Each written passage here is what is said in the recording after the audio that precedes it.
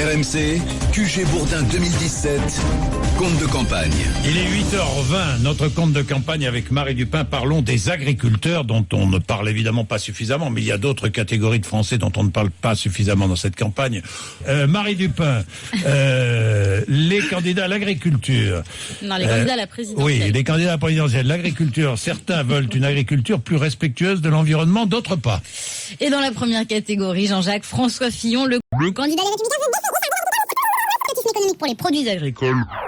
Quant à Jean Lassalle et François Asselineau, rien sur cette question dans leur programme. Oui, pardon, mais Jean Lassalle connaît l'agriculture, il connaît le monde rural. Oui, il est pour valoriser le travail de la ferme à l'école.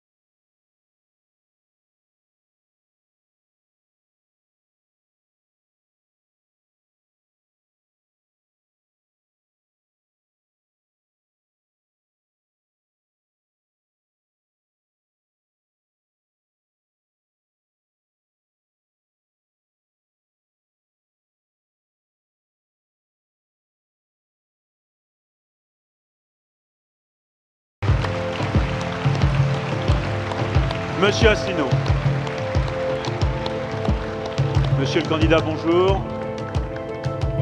Je rappelle que vous êtes haut fonctionnaire, inspecteur général des finances. Monsieur Asselineau, je vous en prie. Vous avez le pupitre à votre disposition. Le compteur va s'afficher. Vous avez, monsieur Asselineau, 10 minutes. Puis question avec la salle. Je vous en prie, vous avez la parole.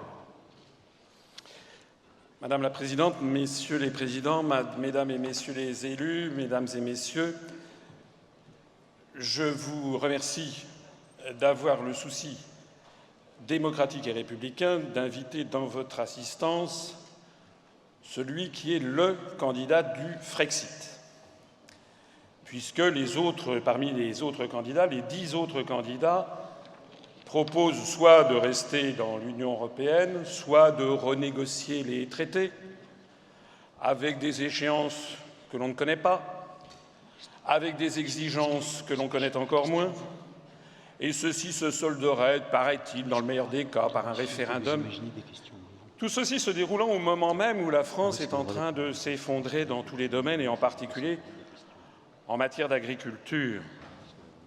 Il y avait 4 millions à peu près d'agriculteurs en France en 1960. On est tombé à 400 000. En gros, 90% des agriculteurs ont disparu. Si nous continuons sur ce chemin, à horizon d'une quinzaine d'années, on n'aura peut-être plus que 40 000 agriculteurs. Le débat donc de la sortie de l'Union européenne, même si effectivement il heurte de front les convictions de certains d'entre vous, me paraît devoir être posé. Et de toute façon, nous n'y échapperons pas. Regardez ce que vient de décider ce grand peuple britannique, qui est tout sauf extrémiste. Qui peut dire que Madame Theresa May serait une extrémiste? Ce grand peuple britannique auquel nous devons depuis 800 ans tous les combats sur le continent pour les libertés publiques et la démocratie. Il n'y a pas de sujet plus grave, et je l'aborde avec le plus grand souci de responsabilité, que celui que j'évoque devant vous. Il se trouve que j'ai de l'expérience. J'ai travaillé pendant 4 années dans des cabinets ministériels au plus haut niveau. J'ai accompagné François Mitterrand en Corée, au Kazakhstan. En matière de commerce extérieur, j'ai accompagné Jacques Chirac au Japon, en Chine, en Asie du Sud-Est, au Brésil, quand j'étais auprès du ministre des Affaires étrangères. J'ai vu les allées du pouvoir. J'ai vu que nous sommes lancés dans une utopie qui ne marche pas, et d'ailleurs tous les responsables politiques français, une fois les portes capitonnées de leurs bureaux fermées, le savent et le disent, ça ne marche pas, nous sommes dans une impasse. Alors je voudrais avec vous égrener quelques-unes de ces impasses qui concernent directement l'agriculture. L'article 39 du traité sur le fonctionnement de l'Union européenne dit que la politique agricole commune a pour objectif d'accroître la productivité de l'agriculture. Si vous y réfléchissez un instant, c'est dément. Parce que l'on pourrait avoir un plan quinquennal qui ait pour objectif d'accroître la productivité de l'agriculture, bien sûr. Mais nous avons affaire à un traité qui peut durer des centaines d'années. Le traité d'Utrecht de 1713, qui a donné Gibraltar au Royaume-Uni, est toujours valable 204 ans après. Que dis-je 304 ans après. Donc si l'on a pour objectif d'accroître la productivité de l'agriculture, ça veut dire que l'objectif sous-jacent des traités européens, c'est d'avoir une agriculture qui soit plus productive en 2018 qu'en 2017, mais aussi en 2251 par rapport à 2250. En fait, le modèle sous-jacent est une course constante à l'augmentation de la productivité. Le modèle sous-jacent, c'est en fait les grandes plaines de l'Oklahoma ou de la Saskatchewan. C'est en fait nous imposer, par l'intermédiaire de la Commission européenne qui cache la copie, le traité transatlantique. C'est en fait la destruction de tout ce qui a été l'âme de la France, l'identité de la France et l'agriculture française, pour avoir au bout du compte une agro-industrie d'un côté et puis quelques bijoux, quelques joyaux bénéficiant d'appellations d'origine protégée, mais qui eux-mêmes sont menacés d'ailleurs, puisqu'en vertu de l'article 63 du traité sur le fonctionnement de l'Union européenne, il est interdit d'avoir quelque restriction que ce soit aux échanges de mouvements de capitaux. Du coup, on assiste au rachat constamment par des fonds d'investissement américains, asiatiques, de certains de nos fleurons de l'agriculture française. Plusieurs dizaines de châteaux dans le Bordelais sont déjà passés dans des mains chinoises. Le château de Gevrey-Chambertin a été racheté par un propriétaire du casino à Macao. Le château de... Enfin, on a appris en avril 2016 qu'un fonds d'investissement chinois avait racheté 1700 hectares dans le Berry. Ce qu'il faut savoir, c'est que l'inverse n'est pas vrai.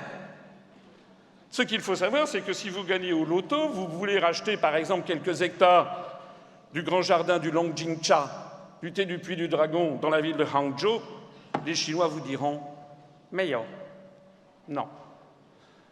C'est d'ailleurs un problème plus général, c'est l'ouverture asymétrique des marchés qui fait qu'en fait, nous ne pouvons plus lutter par rapport à la déferlante des fonds d'investissement. La mondialisation n'est pas la même pour tout le monde. Je voudrais ajouter l'article 106 du traité sur le fonctionnement de l'Union européenne qui oblige les États, et notamment la France, à privatiser de façon rampante les services publics et qui donc amène progressivement à la désertification des services publics en zone rurale, ce qui a un impact fondamental sur les ressorts et le mode de vie des agriculteurs. Je voudrais aussi ajouter l'article 121 du traité sur le fonctionnement de l'Union européenne qui confie à la Commission européenne le pouvoir de publier des rapports sur les grandes orientations de politique économique. Et nous savons déjà à quelle sauce les Français vont être mangés en 2017 et en 2018. Tout est déjà fixé, de telle sorte que les élections en France sont devenues des théâtres d'ombre. Face à ça, je vous propose, moi, en adulte et en responsable, de mettre tout sur la table et de sortir de l'Union européenne de façon sereine et juridique par l'article 50 du traité de l'Union européenne, ce que les Britanniques font justement en ce moment. Et je ne sors pas ça d'un chapeau, puisque ça fait 10 ans que je dis qu'il faut faire cela, et que pendant 10 ans j'ai été méconnu, sauf que maintenant notre mouvement politique est devenu le mouvement en plus forte croissance de France, avec 300 adhérents par jour. Nous avons actuellement un mouvement politique qui vous propose de sortir de l'Union européenne de façon sereine et juridique. Je voudrais à ce propos tout de suite répondre à une objection que vous avez sans doute à l'esprit. Quid de la politique agricole commune, puisque la France reçoit à peu près 9,1 milliards d'euros par an, ce qui est une somme tout à fait considérable, au bénéfice des agriculteurs. Et d'où vient cet argent? Commission européenne ne crée pas d'argent. L'Union européenne est une pompe aspirante et refoulante d'argent. En fait, cet argent provient des Français. Nous versons chaque année, et je ne parle ici que des coûts directs, 23 milliards d'euros à l'Union européenne, qui nous en restitue 14, dont 9,1 sous forme de politique agricole commune, et dont le reste sert aux FEDER, aux régions, aux chercheurs, et d'ailleurs avec une demande constante de mettre partout le drapeau bleu aux étoiles d'or pour faire la promotion de cette procédure. Chaque année, ainsi, les Français versent 9 milliards d'euros au reste des pays de l'Union européenne, notamment les pays de l'Est. Nous versons chaque année, par exemple, sans que les Français s'en rendent compte, 250 millions d'euros à la Bulgarie, 250 millions d'euros à la Turquie dans le cadre des procédures d'accession. C'est dire que, sortant de l'Union européenne, je prends l'engagement solennel, non seulement de maintenir les aides à nos agriculteurs, sauf que cette fois-ci, au lieu que ça sera frappé du drapeau bleu aux étoiles d'or, ça sera frappé du drapeau de la République française, mais je prends même un engagement supplémentaire, c'est de pouvoir rétablir la viabilité de l'agriculture familiale, par exemple en tant que de besoin, en rétablissant certaines protections, puisque, comme vous le savez, les agriculteurs familiaux sont mis en choc frontal avec des productions de pays de l'Union européenne où il n'y a pas de SMIC horaire dans l'agriculture, et que si nous continuons comme ça, nous allons avoir la destruction finale de l'agriculture familiale française, comme je le disais. Alors bien sûr, je pourrais, comme vont le faire toutes les personnes qui vont se succéder à cette tribune et qui sont candidats, vous dire « il faut une autre Europe, je suis pour une Europe plus démocratique, je veux me battre pour l'agriculture dans un cadre européen ». Mais tout ceci ne sert à rien parce que je vous dis, moi, la réalité de la situation telle qu'elle est et telle que nous devons la regarder. Je rappellerai en conclusion que l'article 5 de la Constitution... Monsieur Asselineau, si vous voulez bien, vous avez... Je termine en conclusion. Je vous en prie. L'article 5 de notre Constitution fixe au président de la République un devoir. Il est le garant de l'indépendance nationale. Je vous remercie de votre attention. Alors, vous restez avec nous, évidemment. Alors, les questions qui m'arrivent et le lien, évidemment, direct avec le cœur de votre intervention, c'est le Frexit. C'est cette sortie, en effet, de l'Union européenne du côté du Conseil de l'agriculture française. Christiane Lambert. Une question. Alors peut-être, vous avez beaucoup parlé d'articles. L'article 2, chacun se débrouille comme il peut. Mais nous nous débrouillons quand même pas mal avec l'Europe aujourd'hui. 500 millions de consommateurs. Notre principale destination d'exportation, sans droit de douane. Vous n'avez pas cité un chiffre, l'agriculture rapporte 10 milliards d'euros dans la balance commerciale. Si la France se replie, les pays se fermeront. Vous n'avez pas parlé de production et de revenus des agriculteurs, qu'en est-il par la vente de nos produits?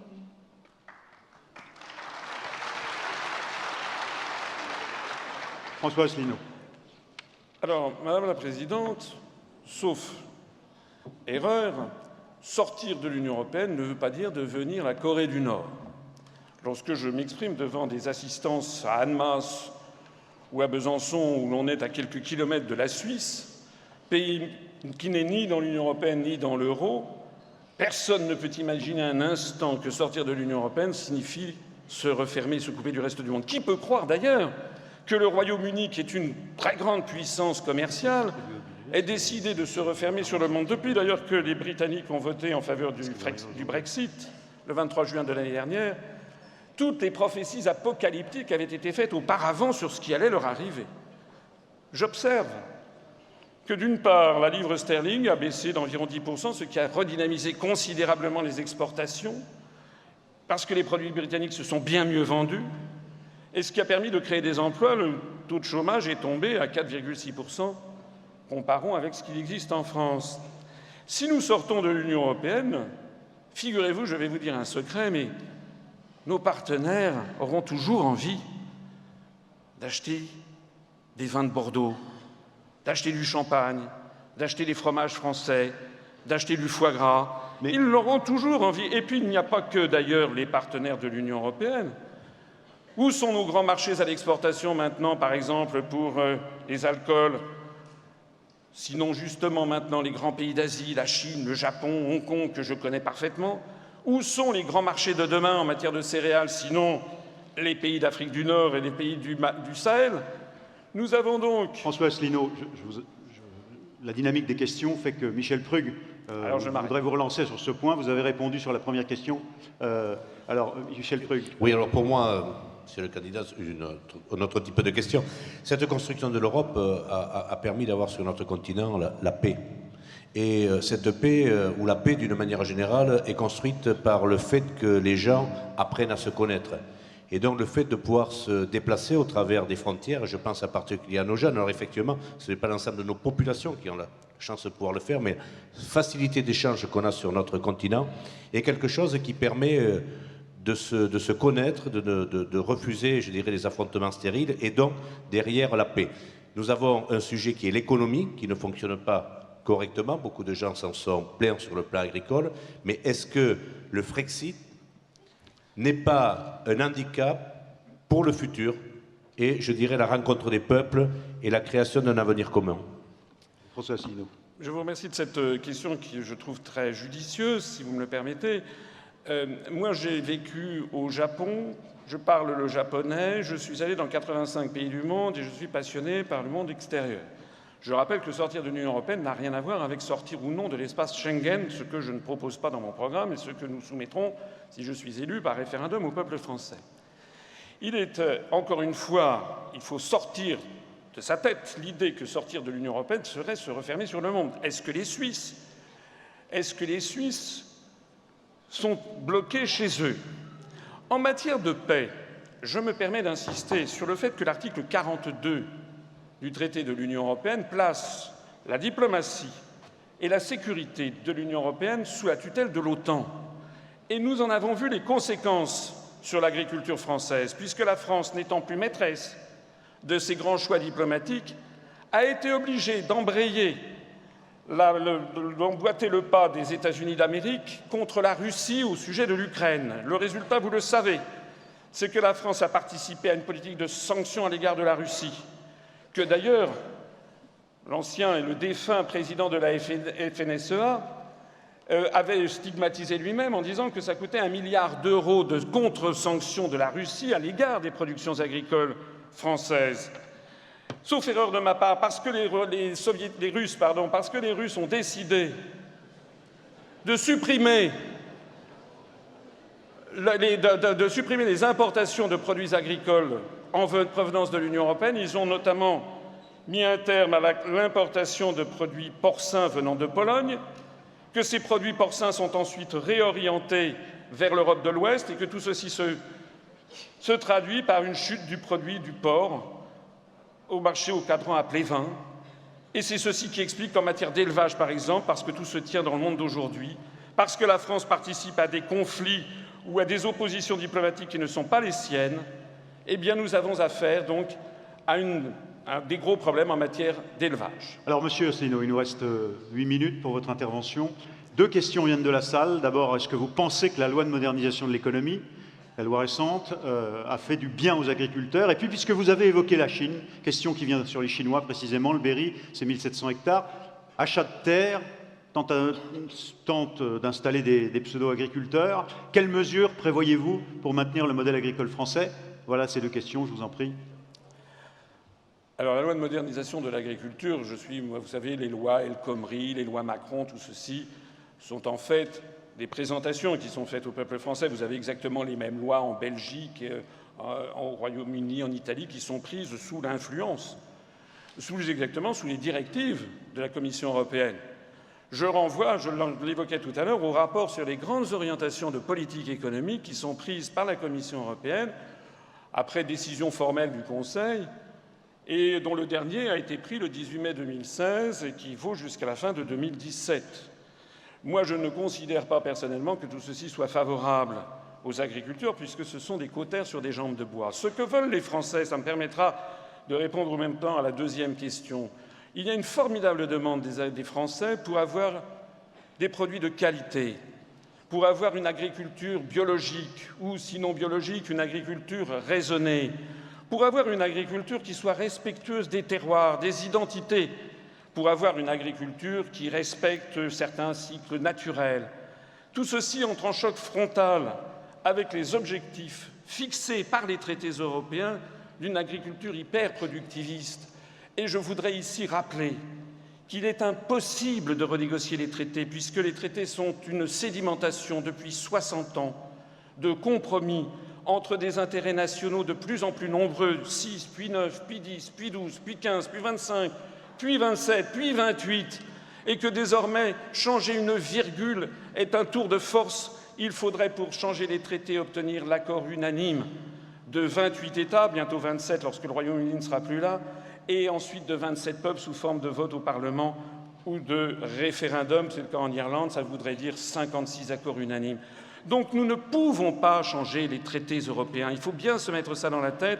La seule possibilité d'avoir une politique nationale agricole, comme je le propose dans mon programme, qui permet de casser la baisse du nombre d'agriculteurs, même de favoriser le retour à la terre d'un certain nombre de jeunes agriculteurs, de favoriser une agriculture raisonnée, raisonnable, de favoriser aussi des productions locales, de n'autoriser en définitive les importations pour des produits que lorsque l'on ne peut pas les produire sur le sol national, d'avoir pour objectif aussi l'autosuffisance alimentaire, parce que c'est un sujet fondamental pour assurer l'indépendance nationale.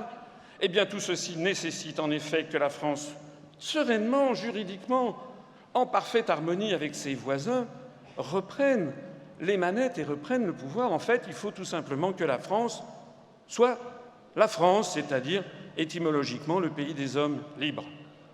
Alors, question, vous avez en partie répondu à ces deux questions. Vous voyez, une question qui revient sur votre proposition initiale.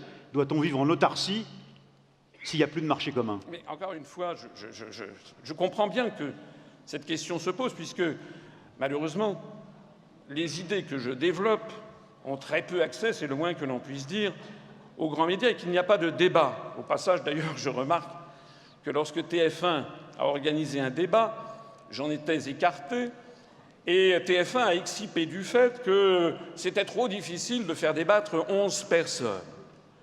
Mais non d'une pipe, s'il est trop difficile de faire débattre 11 personnes, comment peut-on faire débattre 28 États dans une commission européenne?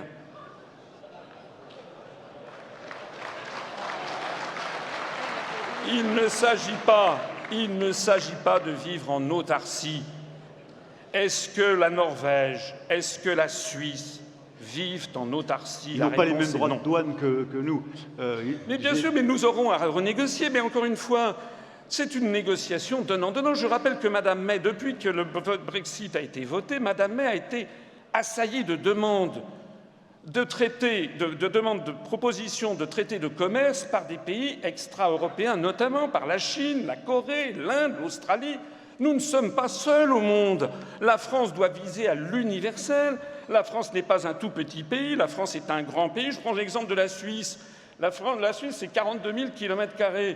Nous sommes quand même la 5e puissance économique mondiale. Nous avons un poids spécifique. Qui peut croire un instant que nos voisins prendraient des mesures de rétorsion et augmenteraient de façon considérable les droits de douane sur nos produits agricoles, par exemple? La réponse est non. Ce que je vois en revanche, moi, arriver, si nous restons dans l'Union européenne, c'est le TAFTA, avec un abaissement des droits de douane de part et d'autre de l'Atlantique.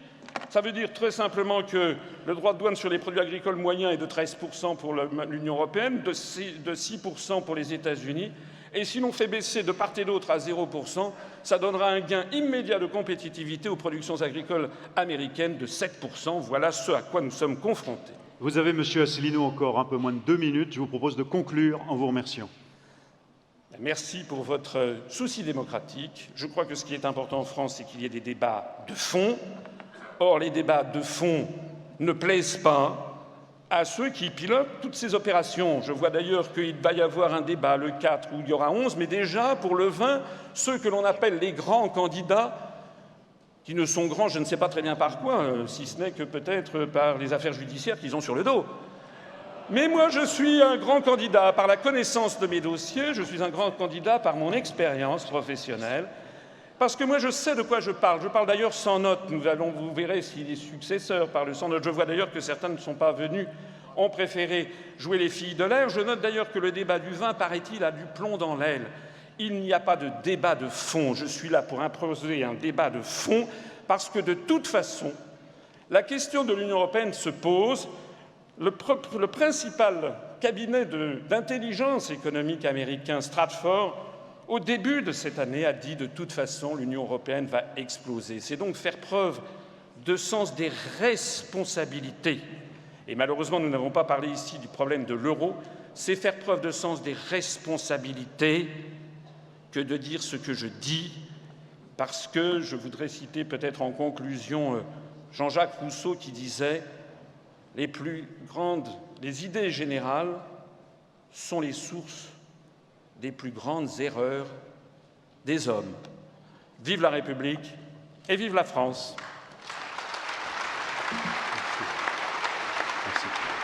Merci, Monsieur Asselineau.